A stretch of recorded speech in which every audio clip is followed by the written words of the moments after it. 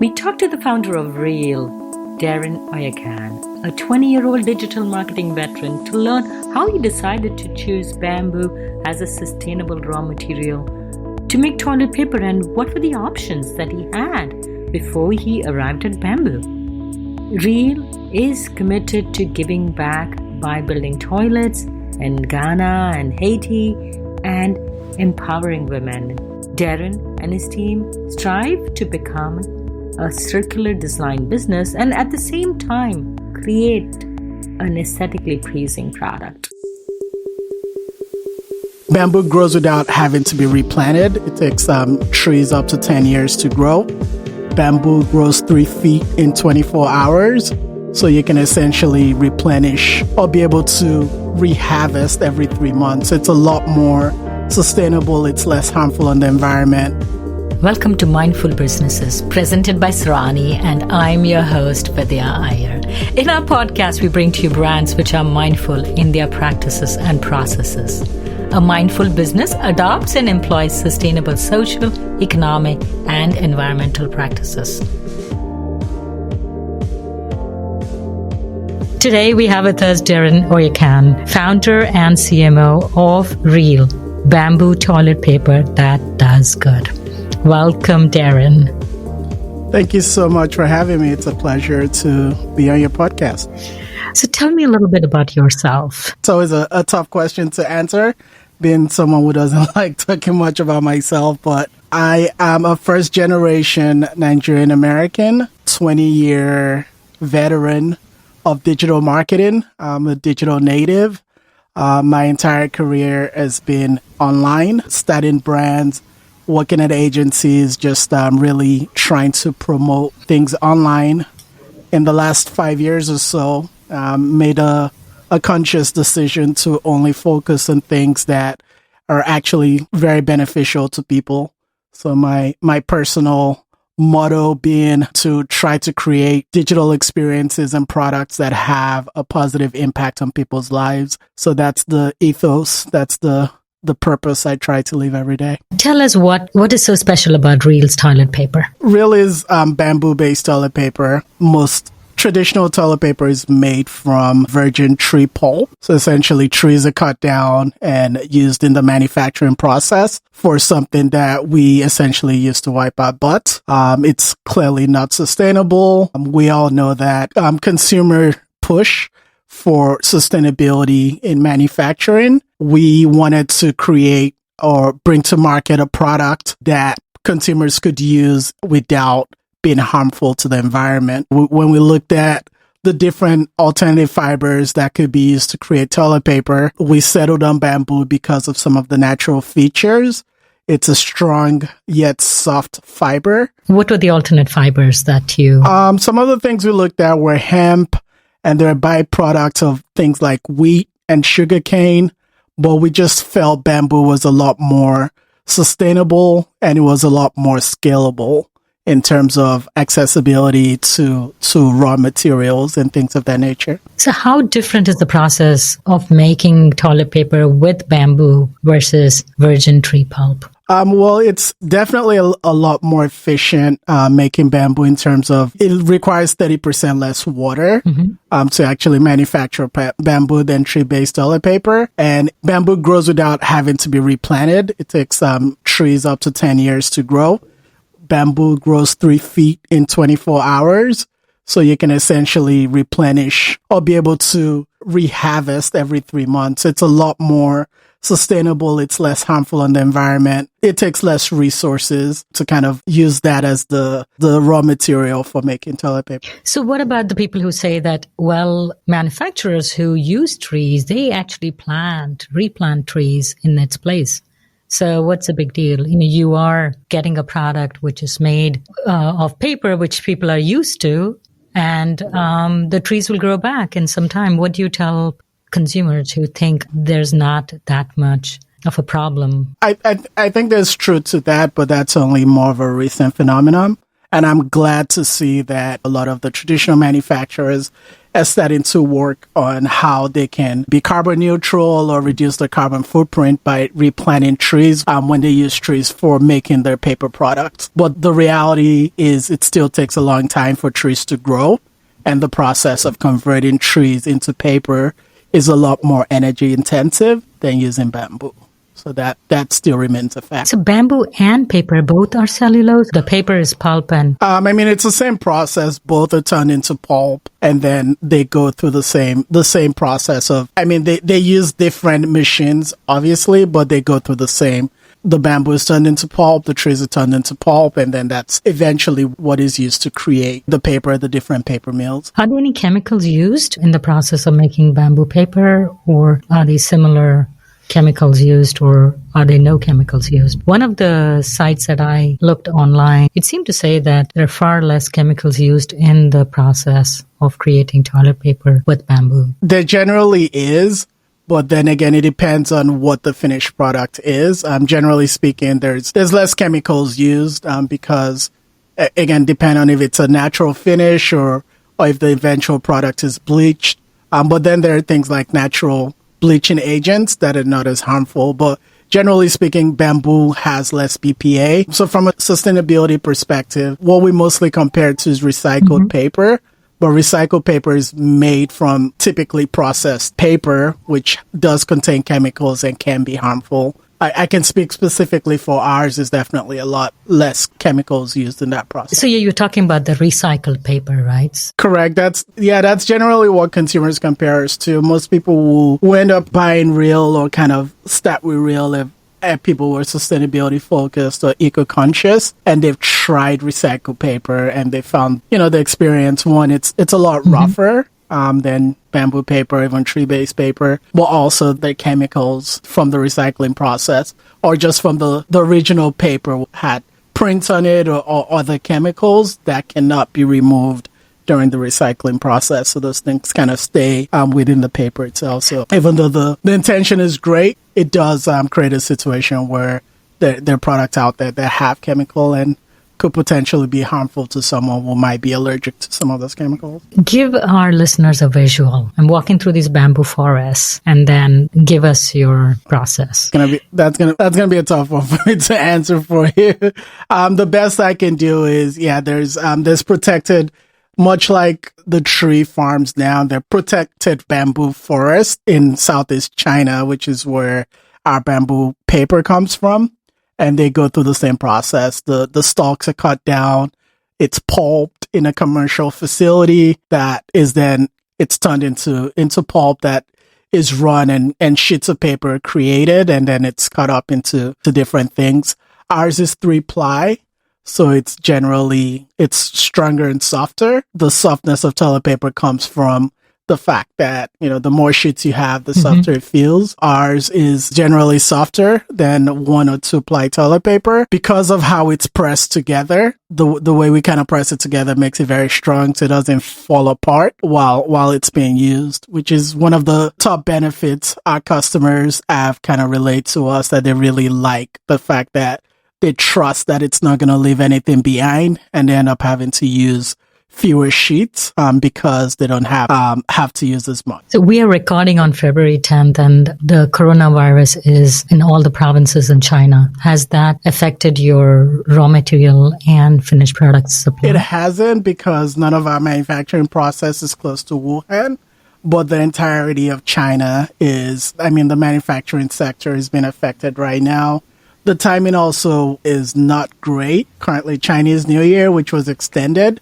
So a lot of the people who work at the manufacturing centers or in the cities are away in the provinces or away in their respective kind of villages, and some of those people are being quarantined right now. So we anticipate some kind of effect, but we haven't seen it yet. We're actually able to get ahead of it because, as most other companies or people who work with Chinese manufacturing partners know, you have to order ahead of Chinese New Year, so we were able to kind of get ahead of that. But we all pray that there's a cure found for the coronavirus soon. We're not seeing any effect from it to our business just yet, And we hope we don't see any effect from it because the virus there's a cure discovered for it or a vaccine. That's what we're all praying for right now. So how much does a roll of toilet paper, a bamboo toilet paper, cost as against the traditional tree-based toilet paper and the recycled toilet paper? I mean, it really depends. Our roll of toilet paper to our consumers costs $1.25. Traditional tree-based toilet paper, depending on what ply, it goes from 1 ply to as much as 4 or 5 ply, could cost up to $2. Recycled paper also is kind of in the range of ours, between 75 cents and $1.50, depending on the brand. But the advantage of buying our toilet paper or buying Real in general has to do with the fact that, we deliver it to your door with free shipping, so you don't have to go to the store to pick up toilet paper, which is a purchase experience I know a lot of people don't enjoy. I know I don't enjoy it. We send that to you with free shipping, so you're not paying for the shipping of getting that product as well. And a portion of your purchase also goes to helping build or fund access to clean toilets for those in need. Talk about that. How does Real give back in building toilets around the world? In India, 732 million people do not have access to a clean or even a toilet at all. It is one of the campaigns on which the current Prime Minister ran. How does Real give back, and where do you give back? At our inception, we were partnered with NGO and a nonprofit that was on the ground in Kenya. They were in Kibera, Kenya, which is one of the biggest slums in the world. So that's kind of where we started our Give Back program. Kibera pretty much has no functional sanitation system. The organization we partnered with, they had IP on a proprietary product by which human waste could be collected in a biodegradable bag format. So it was a bag that essentially went over a seat that functioned as a toilet. That waste could be collected by enterprising entrepreneurs who were paid to go collect it. It was taken to a processing center where it was buried, processed, and turned into fertilizer. There's a lot of nitrogen in human waste, and that's the core component of fertilizer. The fertilizer was then sold to farmers at a fraction of the cost of regular fertilizer. So they were able to create kind of the circular economy from human waste. And we're very, very happy to be partnered with an organization like that. Basically, our approach is to try to come up with practical solutions to tackling access to clean toilets. It's not always as simple as let's just go into those places and build toilets. Sometimes there's no waste collection system. There's no waste disposal system. All of that waste can then it can create health crisis. So if you're building a toilet, you have to have in place a way for the waste to be collected and treated. And that just wasn't an option in Kibera. We're partnering with another organization that's based out of Haiti. We're just finalizing that partnership, so I can't say too much about it right now, but we will be putting out a press release shortly.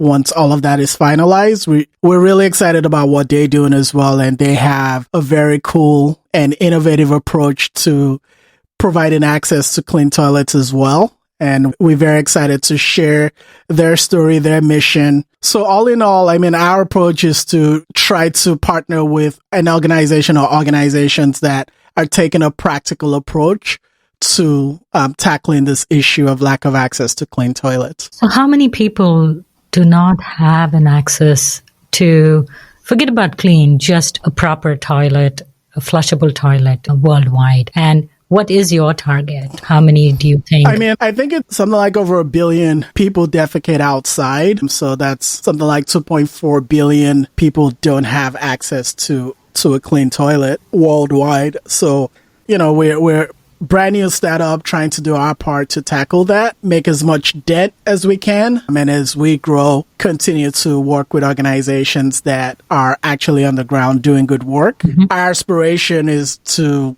be worldwide, but that's not the reality right now. Mm-hmm. We're trying to kind of build a business that'll help us support that mission. And as we continue to grow and as we succeed, we hope to be able to continue to fund initiatives like what we did in Kenya and what we're about to do in Haiti. So you spoke a little bit about the circular design, circular economy. In a linear design, a business takes, makes, and disposes. Whereas in a circular economy, a circular design is where you reuse or you refurbish, you remake, you repair, or you take sustainable products. And Correct. what exactly, how are you circular? Well, our partners are circular. Our goal is to eventually become fully circular to where the fertilizer that is the end product of the human waste collection process is then used to help grow the bamboo that is used to make the toilet paper. So it kind of all comes back full circle. We're not quite there yet, but our partners on the ground do provide a circular economy in terms of they collect waste. People are paid to collect that waste. That waste goes into a processing center. It's turned into fertilizer that is then used to farm products. People defecate. Right. People eat that stuff. They use the bathroom. So it kind of all comes back around. That's the circular aspect of it. Pretty cool. So how did you come up with this idea? Did you have the technology, or was this an idea as a business plan proposed to you and you, with your knowledge of branding, consumer products? Well, sustainability was something that was important to us. And, it's circular economy lend a lot to that. There's no waste in the process. So when we were looking at organizations or charity partners or NGOs we wanted to partner with, we wanted to work with people who kind of had that mindset as well. So that's kind of part of our selection process, if you will, in terms of the people we want to partner with. We just felt it definitely told a greater story. There's a woman empowerment aspect to it. Most of the aspirant or enterprise and entrepreneurs I speak about are generally women, and we all know like only good things happen when women are empowered to be able to earn their own money, or especially in underprivileged societies. So you're saying the organizations that you work with in Africa and in Haiti are women-run NGOs? They're not, but they do employ a lot of women consultants. And a lot of the women entrepreneurs who end up taking advantage of the programs they have tend to be women. But the organization in Haiti we will be working with was co-founded by 2 women. How's your toilet paper wrapped? Usually it's either individually wrapped with plastic or a pack of 8 or 12 wrapped with plastic. How was yours wrapped? And we're completely plastic free. That was something we wanted right from the get-go. But we also, there were hygiene considerations. So it was this question of what's the best way to do it that reduces waste as much as possible. We settled on using recycled paper for wrapping of each toilet paper. We still wanted it to be clean so no one was touching it before it was used. So when we recycle paper, it's really thin paper. It's also paper that can be, it's minimalist in design, but we also, wanted to elevate the toilet paper experience. I mean, when you think toilet paper, you're not thinking anything that's aesthetically pleasing. Most people hide toilet paper, but we wanted to create something where you wouldn't be ashamed to display it. So we're able to take advantage of the individual wrapping. We have our branding on there. We've gotten really good feedback from our customers that they love the branding and they love displaying it. It matches the aesthetic of the bathroom, or it feels elevated and they're not ashamed to kind of show off the toilet paper. So basically what we are trying to do as a company, as a brand, is get people to talk about toilet paper, right? No one ever talks about toilet paper. It's just one of those things we all use, but it's not a sexy topic. No one's talking about it. It's also one of the biggest consumer categories. So if we want to really make a difference, we have to get people talking about toilet paper. And that's part of what we're trying to do with the brand and the branding, is to have it be a conversation starter, have you be able to feel comfortable giving a role to someone to use, and have them not be ashamed or embarrassed to kind of post it on their social media or talk about it. So right now we ship a box of 24 rolls. It's all plastic free. Even the tape is paper tape, so they're zero plastic in the packaging, shipped in a compostable box. And we have aspirations to introduce other quantities, but the 24 pack is what seems to be most conducive right now. So there's also the cardboard roll. So is that recycled too? Or I've seen some paper towels who have managed to eliminate that role in the center completely. Correct. And that's something we're working towards. We're a 1-year-old company. We definitely take customer feedback very seriously. And a lot of our customers have asked for the coreless or core-free toilet paper rolls. The issue right now is with the way the paper is manufactured, it is going to affect the form factor. So we're challenging our manufacturing partners to try to come up with either using a thinner core or eliminating the core completely without affecting the way the paper is used. I mean, if there's no core right now, it probably wouldn't roll properly and it would affect the user experience. So we're working on it, but we haven't quite figured that part out yet. And I know there have been other brands that have done it in the past, but those experiences, from what I understand, haven't been great. And a great user experience is something we absolutely care about. When you talked about branding and how your toilet paper is wrapped, you probably wanted to be a sort of a conversation starter. So you have an extra roll sitting on your flush tank and your guest uses it and comes out and talks about, hey, you have bamboo toilet paper. Correct. That's absolutely the intention.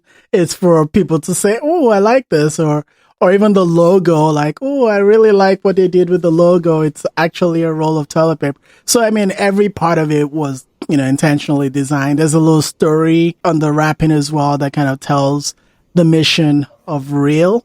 So it is a conversation starter. We've seen people without any solicitation from us post about it on social media, and it resonates with people. I think we're living in the age of very conscious consumers. People care about what they buy, and they want to make sure the brands they are supporting are good for the environment and care about others. That's who we are. That's what Real is about. We resonate with a lot of consumers out there. Toilet paper has been used by humans for a long time, by the Chinese in the 9th century AD. And then we have an American businessman in the 19th century who also invented toilet paper with aloe, with his name written across it, and it failed horribly. But as an entrepreneur, timing is everything, Correct. Right? There is so much talk about sustainability with climate change, and what we are experiencing every day in terms of the climate change. How important, you've been in several businesses. Correct. There are entrepreneurs, there are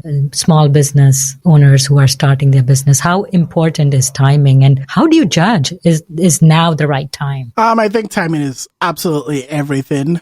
As an entrepreneur, you might have the best idea and it might be ahead of its time. We saw a lot of that with Internet 1.0, right? There was Webvan and how the grocery and food delivery services that ended up failing, but they were just way ahead of their time. Like the customer adoption wasn't there yet. The infrastructure wasn't set up yet. And, now we have companies like Postmates and Grubhub that are wildly successful. So yeah, I think timing is everything. And I think right now, I think it's more than a trend. I think it's mainstay. I think a lot of even the big brands are really trying to incorporate sustainability into all of their practices, their supply chain, even how they like their manufacturing, all of it, right? So we're fortunate to be where we are right now, in the category we are. I think paper products definitely are one of the biggest contributors because of amount of energy that's used, the raw materials they use definitely has a big impact on climate change. The more consumers become aware of those issues and the more they push for change, they are kind of pushing the bigger brands, the bigger companies to make changes.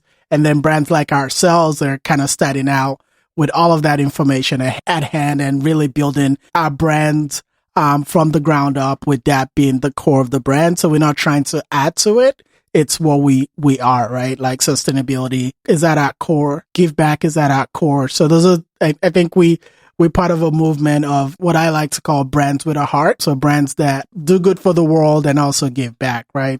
There's a movement of brands like that. And I think consumers, especially the younger generations, millennials and Gen Zers, absolutely care about that. So, right. And they're pushing the conversation with their parents as well. We've had quite a few older customers tell us that, yeah, I heard about your brand through my daughter. She's an eco warrior, or she's a eco-consumer and she gets mad at me when I don't recycle. Those conversations have been pushed to the forefront by the younger generation. There's a lot of responsibility on a brand because you are on one end sourcing and trying to enforce sustainable practices with your manufacturer, Yep. right? Social, economic, and environmental practices. And then you have to educate the customer, the consumer, about why it is so important and do this in a cost efficient, price competitive way. And it's a very challenging world right now to be a brand. And it's almost an expectation that most brands, if not today, but in 5 years, most brands would be expected to start off with a baseline of being sustainable. Absolutely. You nailed it. It is a challenge. And that, to me, challenges equal opportunity, right? Like that's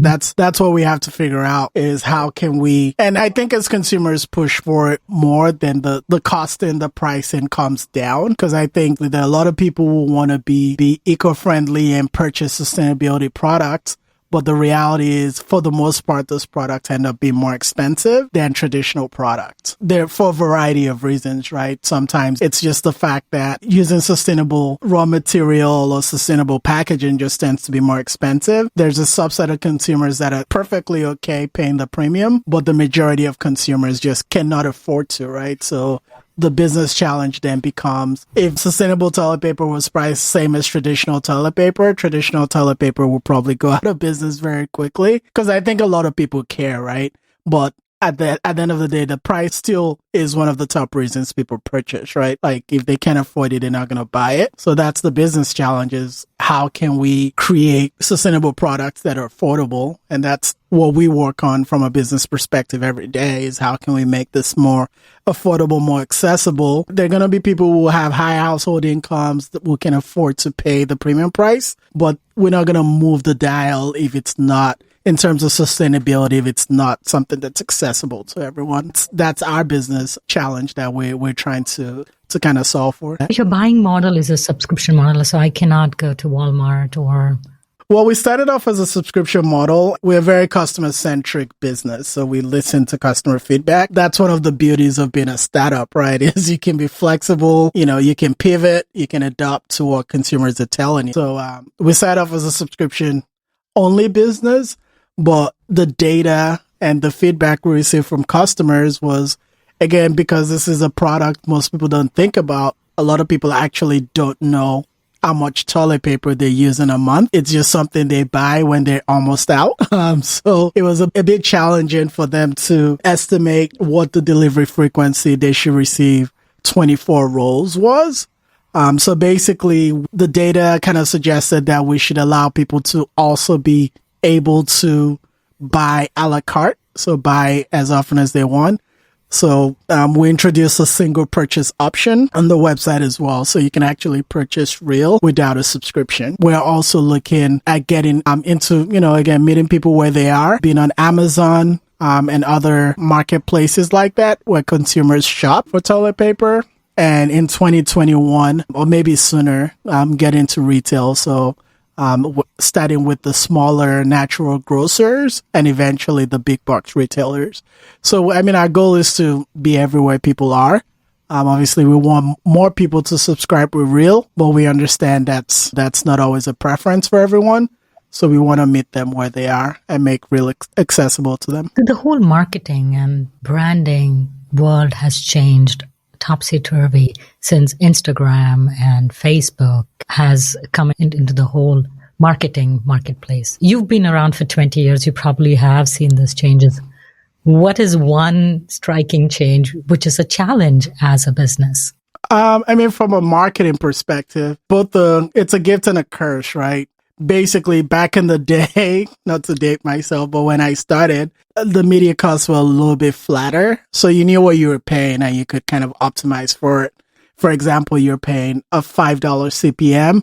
You knew you had to get a certain click-through rate. You had to get a certain conversion rate for that to kind of back into your target cost per acquisition. But everything is programmatic now. Everything is auction-based. There's so many variables now to where very, very like it's not as stable as it used to be back in the day. And once you think you figured it out, Instagram they changed the algorithm, and you're starting from.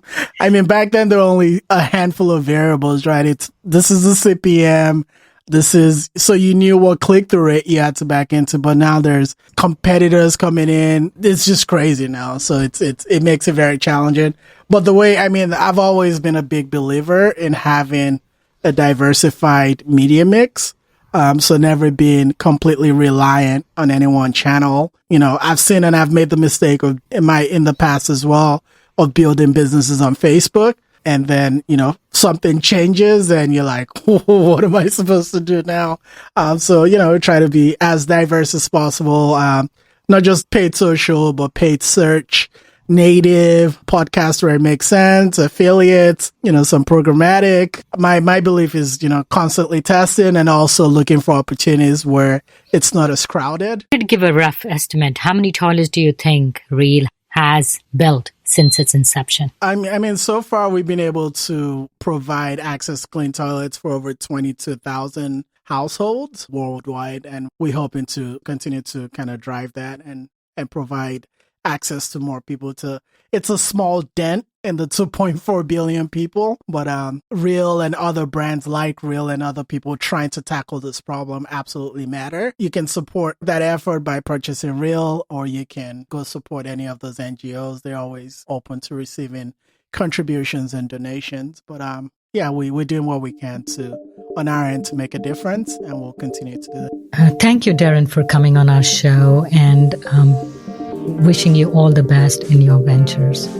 I really appreciate that. Thank you very much. Thanks for having me. It was a pleasure speaking with you, and I love your podcast and love that you're showcasing mindful brands like Reel, and commend all the other brands on what they're trying to do as well. If you're a creator of a mindful brand or would like to recommend a mindful brand to be featured on our show, send us a message on our Facebook or Instagram page. If you learned a thing or two from this episode, share it with one friend.